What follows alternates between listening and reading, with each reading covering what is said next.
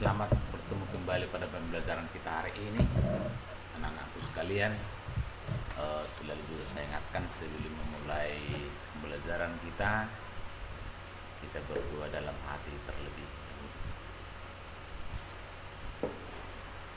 Baik, materi kita pada hari ini adalah sikap yang perlu dikembangkan sebagai wujud kasih dalam keluarga. Sebagai anak, kita perlu mengasihi orang tua. Mengasihi orang tua bukan hanya dengan kata-kata, tetapi tampak dalam sikap, tampak dalam perbuatan kita dengan menuruti petuah-petuah, petunjuk, nasihat dari orang tua. Taat pada orang tua merupakan sikap yang harus kita laksanakan. Karena apa? Karena kedua orang tua adalah gambaran Allah yang hadir di dunia ini.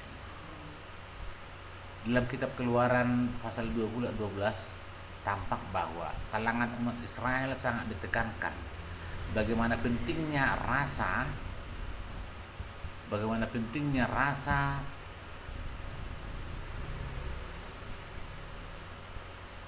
bahwa kalangan umat itu sangat penting kita menghormati orang tua, karena orang tua mewariskan kehidupan kepada kita. Maka hormat kepada orang tua merupakan suatu butir penting dalam hukum Taurat yang kita penuhi. Kita lihat satu persatu bagaimana sebenarnya tanggung jawab orang tua dalam perkembangan anak. Tanggung jawab orang tua dalam perkembangan rohani sebagai orang beriman, orang tua mempunyai tanggung jawab yang besar dalam membentuk kehidupan rohani anak. Tanggung jawab itu antara lain, yang pertama, sebagai orang Kristen, orang tua pasti membawa anak-anak dibaptis. Yang kedua, membiasakan anak-anak untuk mengenal sarana-sarana dalam gereja kita. Misalnya mengajari berdoa, mengikuti kegiatan sekolah minggu, mengajarkan nyanyian, dan lain sebagainya. Yang ketiga, sebagai remaja perlu diberi dukungan dan dorongan mengikuti kegiatan-kegiatan yang ada dalam gereja kita. Yang keempat, menyediakan sarana-sarana yang mendukung hidup rohani. Apa itu? Misalnya kitab suci, termasuk itu buku-buku nyanyian, puji syukur, dan lain sebagainya. Itulah tanggung jawab orang tua dalam perkembangan rohani anak. Lalu bagaimana tanggung jawab anak dalam keluarga? Seorang anak memiliki keluarga sebagai tanda konkret untuk membangun keluarga. Maka tanggung jawab itu harus sesuai dengan kemampuan yang dimilikinya. Misalnya, tanggung jawab anak dalam mengerjakan pekerjaan rumah. Banyak pekerjaan rumah yang harus kita lakukan. Misalnya membersihkan rumah dan lain sebagainya. Yang berikut, tanggung jawab sebagai pelajar, yaitu belajar dengan baik untuk menggapai cita-cita kita yang akan datang. Yang berikut, tanggung jawab anak terhadap saudara-saudara, menciptakan anggota keluarga dalam hidup rukun dan damai.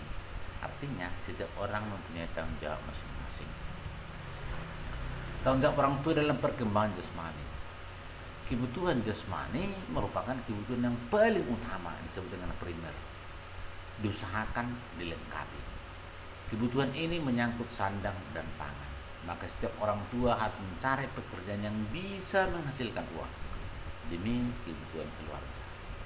Karena itu tidak mengherankan jika ada orang tua yang jarang di rumah karena sibuk bekerja, sibuk mencari uang dan lain sebagainya. Sebenarnya orang tua jarang di rumah bukan berarti tidak memperhatikan keluarga, tetapi memperhatikan keluarga dengan bekerja untuk kebutuhan keluarga. Jadi tanggung jawab orang tua dalam hal jasmani antara lain kebutuhan rumah tangga, kebutuhan pendidikan, kesehatan, sosial, adat istiadat, dan lain sebagainya. Kebutuhan rohani dan kebutuhan jasmani ini merupakan tanggung jawab orang tua dalam keluarga. Jika orang tua sungguh-sungguh memperhatikan kedua hal ini secara seimbang, diharapkan anak dapat bertumbuh dan berkembang dengan baik. Lalu bagaimana peran saudara dalam keluarga?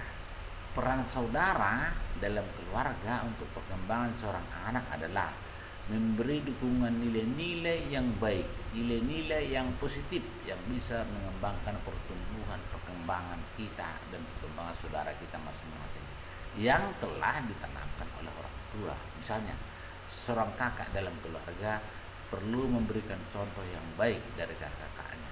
Maka dalam keluarga dibutuhkan kerjasama yang baik dan saling pengertian untuk membangun yang satu dengan yang lain. Maka untuk anak-anakku sekalian, pada hari ini pembelajaran kita saya cukupkan dulu di sini. Maka ditulis dengan baik dengan deskripsi, ada linknya nanti di situ, buka itu supaya jelas nanti kau mencatat di buku tulismu masing-masing. Demikian yang bisa saya sampaikan pada hari ini. Salam sehat untuk kita semua. Terima kasih.